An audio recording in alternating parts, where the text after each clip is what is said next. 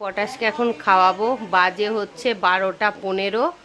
এইদিকে সুজি করার আগেই বলছি, খাওয়ার আগেই ও আগে কি করে ন্যাকড়াটাকে বার করে। এই যে দেখো ওর এই যে এটা হচ্ছে ওর সম্বল। খাওয়ার আগে ওটা বের করে। তো দেখি কি আছে,